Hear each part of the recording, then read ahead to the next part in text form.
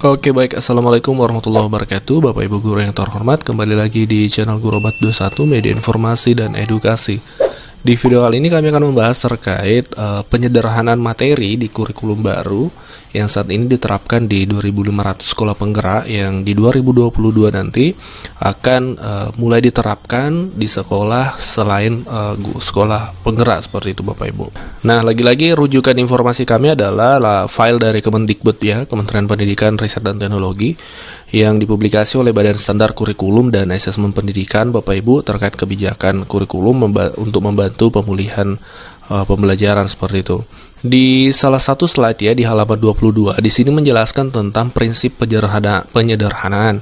Kurikulum prototipe juga lebih berfokus pada materi esensial di setiap mata pelajaran Bapak Ibu. Jadi fokusnya adalah ke materi esensial. Kalau kita lihat ke tabel grafik di sini, kami zoom supaya jelas Bapak Ibu. Ini adalah perbandingan jumlah kompetensi di K13 dan kurikulum prototipe. Ini contoh 3 mapel di SD, SMP, dan SMA. Jadi Bapak Ibu, yang berwarna biru muda ini adalah K13 ya, dan biru tua ini adalah kurikulum baru, kurikulum prototipe. Nah, bisa kita lihat perbandingan materinya itu yang kalau di K13 bahasa Indonesia dari jumlah kompetensi 52 ya, ini gabungan dari SD sampai SMA seperti itu disederhanakan hingga 57%, tinggal 22 Bapak Ibu. Begitupun dengan matematika yang tadinya sekitar 33 itu menjadi 27.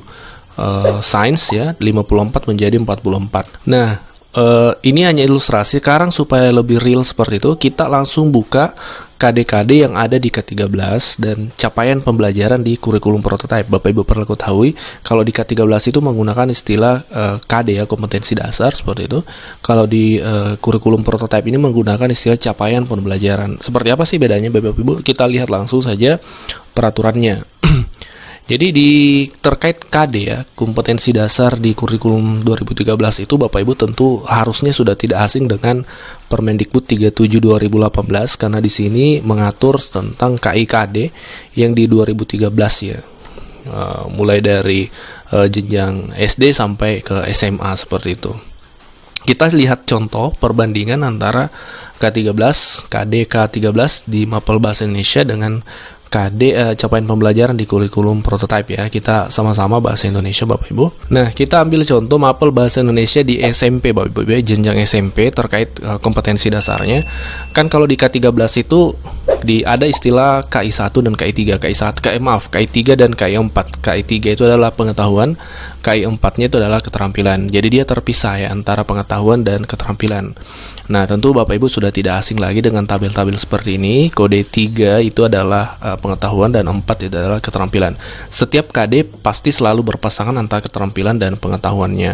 Nah, seperti inilah kompetensi dasar yang ada di kurikulum 2013. Di sini memang sangat padat Bapak Ibu ya, setiap jenjang itu, dan juga tidak terlalu mendetail. Kalau contoh dalam pelajaran bahasa, harusnya ada sisi reseptif dan produktif. Nah, di sini tidak dideskripsikan dengan jelas. Jadi memang guru perlu betul-betul menganalisis KD untuk mulai dari menganalisis KD, kemudian mampu menerjemahkannya menjadi indikator-indikator pembelajaran, lalu ke tujuan seperti itu. Belum lagi nanti harus bisa menganalisa dari sisi tadi reseptif dan produktif. Reseptif itu biasanya kemampuan menyimak ya, kemudian membaca. Produktif itu adalah kemampuan misalnya berbicara atau menulis seperti itu. Nah, ini tidak dijelaskan secara gamblang sehingga butuh analisis yang mendalam dari guru-guru tentunya. Nah, ini untuk K13 SMP Bahasa Indonesia. Sekarang kita buka di kurikulum prototipe. Nah, kalau tadi K13 itu rujukannya adalah Permendikbud 37 2018, kalau kurikulum prototipe ini itu adanya di keputusan Kepala Badan Penelitian dan Pengembangan dan Perbukuan ya, di bawah naungan Kemdikbud. Ini tentang nomor 028 dan seterusnya tentang capaian pembelajaran Bapak Ibu. Jadi diistilahkan kalau di kurikulum baru ini capaian pembelajaran. Ini diatur mulai dari PAUD sampai SD, SMP, SMA, dan SLB Bapak Ibu.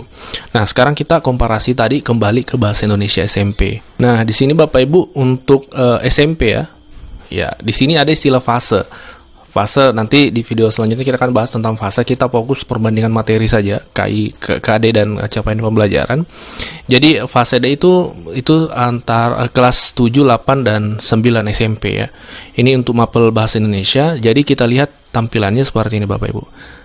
Nah, kalau di K13 tadi itu ada KD pengetahuan dan keterampilan. Kalau di kurikulum baru ini tidak ada lagi pemisahan itu Bapak Ibu. Langsung ke capaian pembelajarannya apa? Apa yang diharapkan dari setelah belajar itu, apa yang ingin dicapai. Jadi langsung dijelaskan secara detail Bapak Ibu. Ini peserta didik mampu menganalisis dan seterusnya. Jadi guru sebenarnya tidak perlu lagi berlama-lama menganalisis secara mendalam seperti itu, karena sebenarnya di sini sudah tertulis secara jelas apa-apa yang ingin dicapai, dan juga elemen-elemennya itu langsung dipisahkan seperti itu. Misalnya reseptif tadi, kemampuan reseptif termasuk menyimak dan membaca itu adalah kemampuan reseptif. Ini langsung dijelaskan, misalnya dari sisi kemampuan menyimak apa yang diharapkan, kemampuan membaca dari siswa apa yang diharapkan, apa yang menjadi capaian pembelajaran. Begitupun dari sisi produktifnya, kemampuan berbicara dan mempresentasikan apa capaian pembelajarannya. Ini dijelaskan secara gamblang. Kemudian dari sisi menulisnya apa yang dicapai, capaian pembelajaran apa. Nah, ini dijelaskan secara detail Bapak Ibu. Jadi guru tidak perlu lagi sekali lagi berlama-lama menganalisis atau mentafsirkan KD. Karena memang sudah dicantumkan apa-apa yang ingin menjadi capaian pembelajaran. Nah, ini adalah hasil kita mengkomparasi, membandingkan Bapak Ibu ya, antara K13 dengan kurikulum baru ini terkait target pembelajarannya. Nah, kalau kita menarik sebuah kesimpulan, tentu subjektif sifatnya, ini menurut kami di capaian pembelajaran dalam kurikulum baru ini lebih memudahkan buat guru. Pertama, karena lebih detail, lebih jelas apa yang ingin dicapai dalam pembelajaran itu dari sisi reseptif dan produktifnya. Guru tidak perlu lagi menganalisis sendiri yang mana reseptif, yang mana produktif, karena sudah tertulis secara detail. Kalau di K13 kan tidak seperti itu. Dan juga materinya itu menjadi sangat sederhana. Tadi kita lihat di paparan Kemdikbud tadi di slide itu kan ada pengurangan materi ya, seperti itu. Kenapa ada pengurangan? Karena sebagian waktu itu dialihkan ke project based learning. Nah, kurang lebih ini pembahasan kita di video kali ini Bapak Ibu. Silahkan ditambahkan atau ada yang ingin dikoreksi, silahkan Bapak Ibu, kita diskusi di kolom komentar Bapak Ibu. Terima kasih dan Assalamualaikum warahmatullahi wabarakatuh.